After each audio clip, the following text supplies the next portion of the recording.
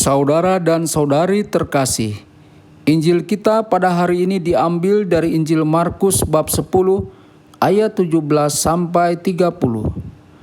Pada suatu hari, Yesus berangkat untuk meneruskan perjalanannya.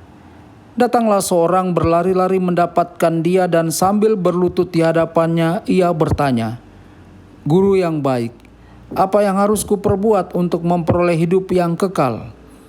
Jawab Yesus, "Mengapa kau katakan aku baik? Tak seorang pun yang baik selain daripada Allah saja. Engkau tentu mengetahui segala perintah Allah.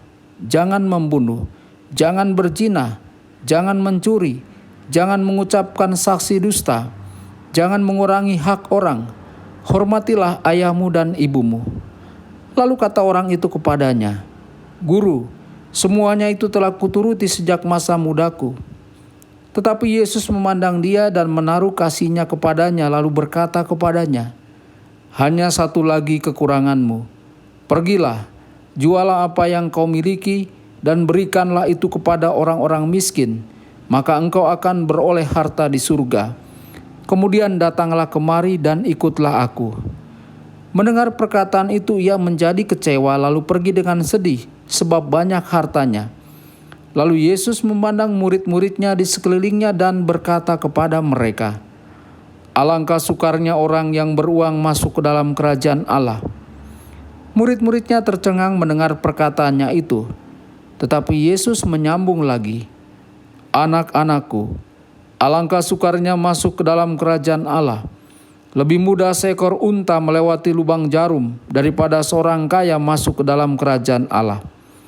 Mereka makin gempar dan berkata seorang kepada yang lain, "Jika demikian, siapakah yang dapat diselamatkan?" Yesus memandang mereka dan berkata, "Bagi manusia hal itu tidak mungkin, tetapi bukan demikian bagi Allah, sebab segala sesuatu adalah mungkin bagi Allah." Demikianlah sabda Tuhan. Terpujilah Kristus.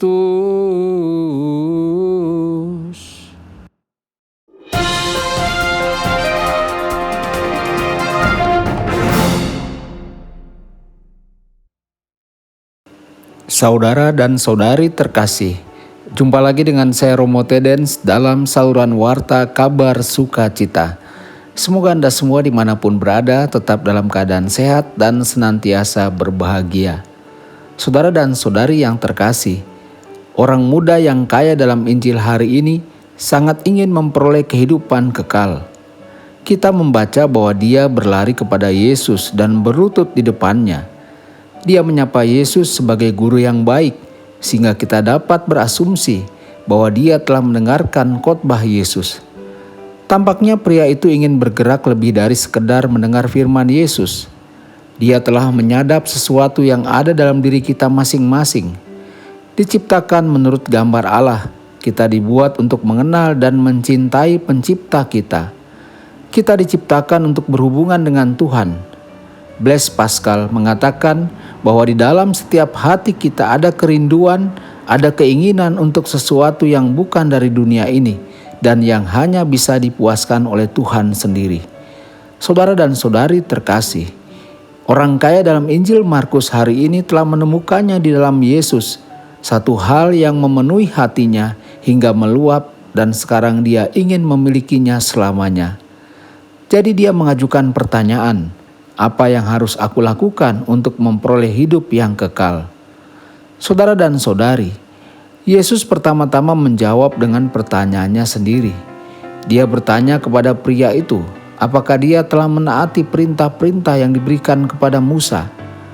Menaati perintah-perintah, meskipun penting untuk membina hubungan yang baik dengan Tuhan, adalah semacam persyaratan harian minimum bagi kita. Ketika Yesus bertanya apakah dia menaati perintah, dia bertanya, apakah kamu melakukan yang minimal? Saudara dan saudari terkasih, bergerak melampaui batas minimum, kita harus meruntuhkan segala rintangan yang menghalangi hubungan antara Tuhan dan kita. Untuk berada dalam hubungan yang benar dengan Tuhan, kita harus bergantung sepenuhnya pada Dia, bukan pada diri kita sendiri. Untuk menerima anugerah hidup kekal dari Tuhan, kita harus seperti anak kecil, sepenuhnya bergantung padanya. Kita tidak bisa menjadi orang yang memegang kendali. Dan ini pada dasarnya adalah apa yang Yesus katakan kepada orang kaya hari ini. Yesus berkata bahwa jika dia ingin memiliki hubungan yang lebih dalam dengan Tuhan, jika dia ingin sepenuhnya, maka dia harus melepaskan kekayaannya. Ketika Yesus memberitahu orang kaya untuk memberikan semua yang dia miliki kepada orang miskin dan mengikutinya, dia memintanya untuk percaya sepenuhnya kepada Tuhan. Dengan memberikan harta duniawinya, orang kaya itu akan menemukan harta yang lebih besar. Yesus tidak membuat tawar-menawar dengan orang itu.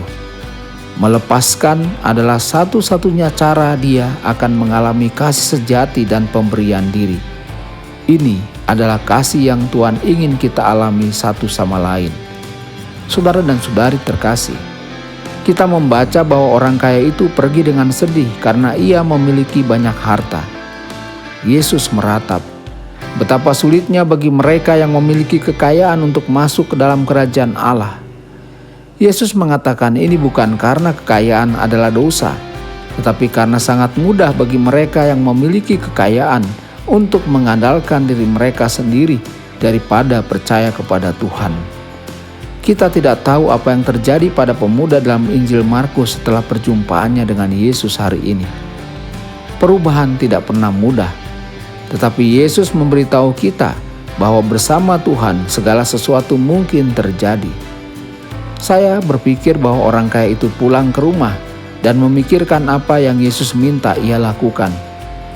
Meskipun dia tidak bisa sepenuhnya berkomitmen hari itu, mungkin dia bisa mengambil langkah pertama dengan melepaskan satu harta miliknya, dan kemudian yang lain dan yang lain. Apakah langkah pertama yang dapat kita lakukan hari ini, yang akan menggerakkan kita untuk memberikan seluruh diri kita dan mempercayai Tuhan sepenuhnya? Apa yang bisa kita lakukan hari ini agar kita tidak pergi dengan sedih? Tuhan Yesus memberkati dan menyertai Anda semua. Sabda Allah adalah kebenaran. Sabda Allah adalah kehidupan.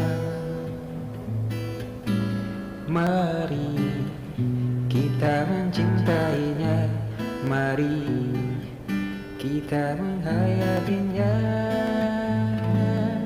Ya Tuhan yang ku muliakan, sabdamu angkat resahku.